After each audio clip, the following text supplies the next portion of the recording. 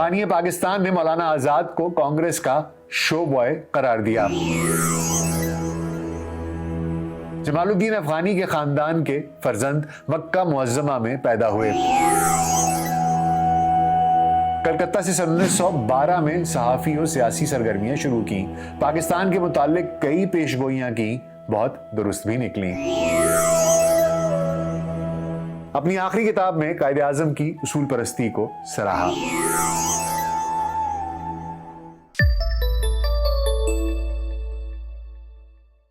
VLC podcast में doctor Nasir bag के साथ आपकी खिदमत में हाजिर हैं। अस्सलाम वालेकुम। हिंदुस्तान की तहरीक आज़ादी में मौलाना अबुल कलाम आज़ाद एक अहद साज बाकमाल शख्सियत के तौर पर जाने जाते हैं। आज़ादी के लिए कौमी इत्तेहाद यानी हिंदू मुस्लिम समेत बड़े सगीर की तमाम कौमों के माबैन इत्तेहाद के दाई। मौलाना आज़ाद को इंसानियत के अलम बरदार सियासतदान की हैसियत से भी जाना जाता है।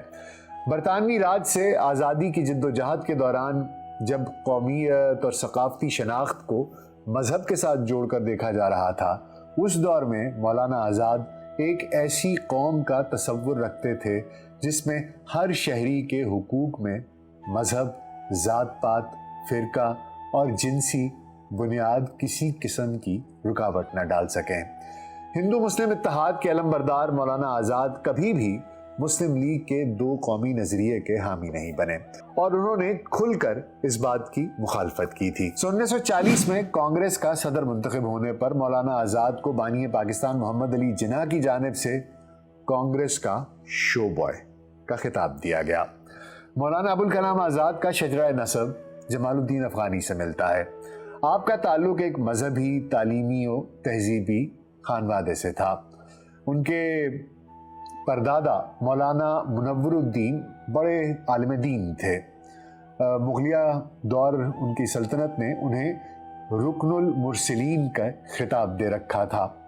वालिद माजिद मौलाना खैरुद्दीन इस्लामियात के माहिर और शायर व अदीब थे, जो सन 1857 की जंग आज़ादी के दौरान हिजरत करके मक्का मुअज़्ज़मा में क़याम पज़ीर हो गए थे, जहां मौलाना आज़ाद 11 नवंबर सन 1888 को पैदा हुए।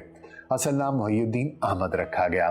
आपकी वालिदा आलिया बिनते मोहम्मद का ताल्लुक मदीना के एक इल्मी ख़ानदान से था, जिनके वालिद शेख मोहम्मद ज़ाहिर वितरी मदीना मुनव्वरा में एक मारूफ आलिम दीन थे। इसीलिए मौलाना आज़ाद का बचपन मक्का और मदीना शरीफ में गुजरा। मौलाना आज़ाद ने इब्तदाई तालीम अपने वालिद से ही हासिल की, जो आपको फ़िरोज़ बख्त के तारीख़ी नाम से भी पुकारा करते थे। फिर आप हुसूल इल्म के लिए मिस्र की जामिअतुल अज़हर चले गए और अपनी खुदादाद सलाहियतों की बदौलत सिर्फ 14 साल की उम्र में उलूम मशरिकी का तमाम निसाब मुकम्मल कर लिया। अरब से हिजरत करके आपके वालिद सन 1898 में वापस हिंदुस्तान आ गए और कलकत्ता को अपनी सरगर्मियों का मरकज बनाया। यहीं से मौलाना आज़ाद ने अपनी सहाफ़ती और सियासी ज़िंदगी का आगाज़ किया। कलकत्ता से ही सन 1912 में अल हिलाल के नाम से एक हफ्तावार अखबार निकाला। ये पहला बातस्वीर सियासी अखबार था और इसकी तादाद इशात तकरीबन 52,000 थी। इस अखबार में अंग्रेज़ों की पॉलिसियों के खिलाफ मज़ामीन शाया होते थे। इसीलिए अंग्रेज़ हुकूमत ने सन 1914 में इस अखबार पर पाबंदी लगा दी। इसके बाद अल बिलाग के नाम से मौलाना ने सन 1915 में एक दूसरा अखबार जारी किया। यह अखबार भी अंग्रेज़ मुखालिफ पॉलिसियों पर गामजन रहा। मौलाना आज़ाद का मकसद कौमी हम आहंगी और हिंदू मुस्लिम इत्तेहाद के ज़रिए अंग्रेज़ों से आज़ादी का हुसूल था। उन्होंने अपने अखबारात के ज़रिए कौमी वतनी जज्बात को उभारने की, उजागर करने की कोशिश की। मौलाना अबुल कलाम आज़ाद लिसानुस्सिद्क़ और पैगाम जैसे अखबारात और रसाइल भी शाया करते रहे। मौलाना अबुल कलाम आज़ाद सियासी महाज पर भी सरगर्म रहे। उन्होंने हिंदुस्तान छोड़ दो और अदम ताउन तहरीक में भी हिस्सा लिया। खिलाफत तहरीक में भी पेश रहे। महात्मा गांधी, डॉक्टर मुख्तार अहमद अंसारी, हकीम अजमल खान और अली बरादरान के साथ उनके बहुत अच्छे मरासिम रहे। गांधी जी के फ़लसफ़ा अदम तशद्दुद से वो बहुत मुतासिर थे।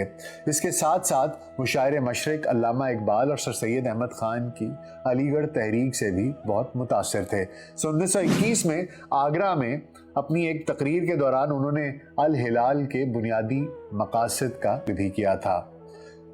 मैं ये बताना चाहता हूँ کہ میرا پہلا مقصد ہندو مسلم اتحاد ہے۔ میں مسلمانوں سے یہ کہنا چاہوں گا کہ ان کا فرض ہے کہ وہ ہندوؤں کے ساتھ محبت اور بھائی چارے کا رشتہ قائم کریں تاکہ ہم ایک کامیاب قوم کی تعبیر کر سکیں۔ یہ مولانا کی تقریر کا ایک اقتباس تھا۔ مولانا آزاد کے لیے قوم کا اتحاد آزادی سے بھی زیادہ اہم تھا۔ سن 1923 میں کانگریس کے خصوصی اجلاس سے اپنے صدارتی خطاب میں انہوں نے یہ کہا تھا کہ آج بھی اگر کوئی دیوی آسمان سے اتر کر یہ کہے کہ وہ ہندو مسلم اتحاد کے عوض، یعنی کہ ہم سے ہندو مسلم اتحاد لے لے اور اس کے بدلے 24 گھنٹے کے اندر اندر ہمیں آزادی دلائے گی، تو میں اسے مسترد کر دوں گا۔ آزادی ملنے میں تاریخ سے ہمارا کچھ نقصان ضرور ہوگا، لیکن اگر ہمارا اتحاد ٹوٹ گیا تو پوری انسانیت کا نقصان ہوگا۔ مولانا آزاد ایک اہم قومی لیڈر کی حیثیت سے ابھرے۔ وہ کانگریس پارٹی کے صدر بھی رہے۔ تحریک آزادی کے دوران سن 1915 سے سن 1945 کے دوران انہیں 10 برس کے قریب جیل کی مشقتیں بھی سہنا پڑیں۔ اس موقع پر ان کی شریک حیات زلیخا بیگم نے ان کا بہت ساتھ دیا۔ زلیخا بیگم بھی آزادی کی جنگ میں مولانا آزاد کے شانہ بشانہ رہیں، اسی لیے ان کا شمار بھی آزادی کی جانباز خواتین میں ہوتا ہے۔ سن 1946 میں جب تقسیم ہند کی نئی شکل کافی حد تک واضح ہونے لگی اور کانگریس اور مسلم لیگ تقسیم پر متفق بھی ہو گئیں، تو مولانا آزاد نے سب کو خبردار کیا تھا کہ آنے والے وقت میں ہندوستان کو اس تقسیم کے نتائج بھگتنا ہوں گے۔ انہوں نے کہا کہ نفرت کی بنیاد پر بننے والا یہ نیا ملک اس وقت تک زندہ رہے گا جب تک یہ نفرت زندہ رہے گی۔ جب تقسیم کی یہ آگ ٹھنڈی ہونے لگے گی تو یہ نیا ملک بھی مختلف ٹکڑوں میں بٹنا شروع ہو جائے گا۔ اپریل سن 1946 کو کانگریس کے اجلاس کی صدارت کرتے ہوئے مولانا آزاد نے کہا کہ میں پاکستان کی شکل میں مسلم لیگ کے الگ ملک کے مطالبے کو ہر زاویے سے پرکھ چکا ہوں اور اس نتیجے پر پہنچا ہوں کہ یہ فیصلہ نہ صرف ہندوستان کے لیے نقصان دہ ثابت ہوگا بلکہ اس کا خمیازہ خود مسلمانوں کو بھی بھگتنا پڑے گا۔ کسی حل کی بجائے یہ فیصلہ مزید مسائل پیدا کرے گا۔ مولانا نے پاکستان سے متعلق بہت سی پیشگوئیاں کی، جن میں نئے ملک کے ٹکڑوں میں بٹنے کی پیشگوئی تو سن 1971 میں ہی پوری ہو گئی۔ ان کی کئی چند مزید باتیں بھی پاکستان کے منظرنامے میں کافی نمایاں نظر آتی ہیں۔ مثال کے طور پر انہوں نے قیام پاکستان سے قبل کہا تھا کہ سیاسی قیادت کی بجائے شاید اس ملک کی فوج حکومت کرے گی۔ یہ ملک بھاری قرضوں کے بوجھ تلے دب جائے گا اور اسے ہمسایہ ممالک سے جنگ کے حالات کا سامنا کرنا پڑے گا۔ پاکستان میں امیر تاجر قومی دولت کا استحصال کریں گے اور عالمی طاقتیں اس پر تسلط جمانے کی کوشش جاری رکھیں گی۔ مولانا نے انڈیا میں رہنے والے مسلمانوں کو پاکستان ہجرت نہ کرنے کا مشورہ بھی دیا تھا، اور یہ مشورہ دیتے ہوئے انہوں نے کہا تھا کہ وہ وقت دور نہیں جب پاکستان میں پہلے سے مقیم لوگ اپنی علاقائی شناخت کے لیے اٹھ کھڑے ہوں گے، جبکہ انڈیا سے آنے والوں کو بن بلایا مہمان سمجھا جانے لگے گا۔ مولانا آزاد کی آراء سے اختلاف اور بحث کی اپنی اہمیت کے باوجود وہ اپنے عہد کے انتہائی ذہین شخص تھے، جس کا اعتراف پوری علمی دنیا کو ہے۔ ہندوستان کی آزادی کے بعد مولانا آزاد ملک کے وزیر تعلیم بنائے گئے۔ انہوں نے وزیر تعلیم کی حیثیت سے بہت اہم کارنامے انجام دیے۔ یونیورسٹی گرانٹ کمیشن اور دیگر تکنیکی، تحقیقی اور ثقافتی ادارے انہی کی دین ہیں۔ انہیں بھارت رتن کے اعزاز سے بھی نوازا گیا تھا۔ مولانا آزاد صرف ایک سیاستدان نہیں تھے بلکہ ایک صاحب طرز ادیب، بہترین صحافی اور مفسر بھی تھے۔ انہوں نے شاعری بھی کی، انشائیے بھی لکھے، سائنسی مضامین بھی تحریر کیے، علمی و تحقیقی مقالات بھی لکھے، قرآن پاک کی تفسیر بھی لکھی۔ ترجمان القرآن کے متعلق بعض شخصیات نے یہاں تک دعویٰ کیا کہ قرآن مجید اگر اردو زبان میں نازل ہوتا تو اس کا اسلوب ایسا ہی ہوتا جیسا کہ مولانا کے ہاں ہے۔ کسی شخصیت نے آپ کو امام الہند بھی قرار دیا۔ آپ نے 2 جلدوں میں قرآن پاک کی تفہیم کی، علالت کے باعث تیسری جلد نہ آ سکی۔ غبار خاطر ان کی وہ کتاب ہے جو قلعہ احمد نگر میں قید کے دوران انہوں نے تحریر کی تھی۔ اس کتاب میں انہوں نے قید خانے کی زندگی کی رودات کے علاوہ ملک کی سنگینی حالات کی تصویر کشی کی اور اپنی علم و فن کی ہنرمندی کے جلوے بھی بکھیرے۔ اس میں وہ سارے خطوط ہیں جو انہوں نے مولانا حبیب الرحمن خان شیروانی کے نام تحریر کیے تھے۔ اسے مالک رام جیسے محقق نے ترتیب دیا ہے اور یہ کتاب ساہتیہ اکیڈمی سے شائع ہوئی ہے۔ یہ مولانا آزاد کی زندگی کے حالات اور ان کے کوائف جاننے کے لیے بہترین ماخذ ہے۔ مولانا آزاد کی نثر عقل اور فکری دانش کی اعلیٰ مثال گردانی جاتی ہے۔ ایک جگہ منفرد اور دلکش اسلوب میں لکھتے ہیں کہ جس قید خانے میں صبح ہر روز مسکراتی ہو، جہاں شام ہر روز پردہ شب میں چھپ جاتی ہو، جس کی راتیں کبھی ستاروں کی قندیلوں سے جگمگانے لگتی ہوں، کبھی چاند کی حسن افروزیوں سے جہان تک رہی ہوں، جہاں دوپہر ہر روز چمکے، شفق ہر روز نکھرے، پرندے ہر صبح و شام چہکیں، اسے قید خانہ ہونے پر بھی عیش و مسرت کے سامانوں سے خالی کیوں سمجھ لیا جائے؟ یہاں سر و سامان کار کی تو اتنی فراوانی ہوئی کہ کسی گوشے میں بھی گم نہیں ہو سکتا۔ مصیبت ساری یہ ہے کہ خود ہمارا دل و دماغ ہی گم ہو جاتا ہے۔ ہم اپنے ہی باہر ساری چیزیں ڈھونڈتے رہتے ہیں مگر اپنے کھوئے ہوئے دل کو کبھی نہیں ڈھونڈیں گے۔ حالانکہ اگر اسے ڈھونڈ نکالیں گے تو عیش و مسرت کا سارا سامان اس کوٹھڑی کے اندر سمٹا ہوا مل جائے گا۔ مولانا آزاد کے طرز سخن کی تعریف میں معروف شاعر حسرت موہانی نے یہ شعر لکھا تھا: جب سے دیکھی ابوالکلام کی نثر، جب سے دیکھی ابوالکلام کی نثر، نظم حسرت میں کچھ مزہ نہ رہا۔ مولانا ابوالکلام آزاد کا انتقال 22 فروری سن 1958 کو دہلی میں ہوا۔ ان کا مزار اردو بازار جامع مسجد دہلی کے احاطے میں ہے۔ ان کے یوم پیدائش 11 نومبر کو بھارت میں قومی یوم تعلیم منایا جاتا ہے۔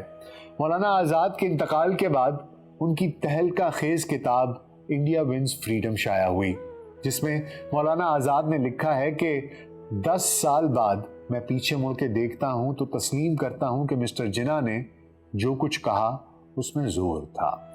کانگریس اور لیگ دونوں اس سمجھوتے یعنی کہ کابینہ مشن منصوبے میں فریق تھے، اور ایسا مرکز صوبوں اور گروپوں میں تقسیم کی بنیاد پر ہی ہوا تھا کہ لیگ نے منصوبے کو منظور کیا تھا۔ کانگریس نے شک کا اظہار کر کے دانش مندی کا ثبوت دیا اور نہ ہی وہ حق بجانب تھے۔ اگر وہ ہندوستان کے اتحاد کے حامی تھے تو اسے غیر مبہم انداز میں منصوبے کو منظور کر لینا چاہیے تھا۔ پس و پیش نے ہی مسٹر جناح کو ہندوستان کی تقسیم کا موقع فراہم کیا۔ اسی کتاب کے آخر میں مولانا آزاد نے پاکستان کی نئی حکومت کے بارے میں لکھا ہے کہ یہ ایک حقیقت ہے، ہندوستان اور پاکستان دونوں کے مفاد کا تقاضا ہے کہ وہ باہم دوستانہ تعلقات پیدا کریں اور تعاون پر عمل پیرا ہوں۔ اس کے سوا کوئی دوسرا راہ عمل اختیار کیا جائے گا تو تکلیف، مشکلات اور بدنصیبی میں اضافہ ہوگا۔ مولانا ابوالکلام آزاد اور محمد علی جناح دونوں 20ویں صدی میں ہندوستانی سیاست کے 2 اہم رہنما تھے۔ مولانا ابوالکلام آزاد پاکستان کے قیام کے شدید ترین مخالف تھے، جبکہ دوسری جانب محمد علی جناح جن کی سیاست پاکستان کے قیام کی کوششوں کے گرد ہی گھومتی تھی، مگر سیاسی اختلافات باہمی احترام میں کبھی بھی رکاوٹ نہ بنے۔ وہ اگرچہ پاکستان کے قیام کے مخالف تھے مگر مسلمانوں کی بہتری اور بہبود ہمیشہ ان کا نصب العین رہی تھی۔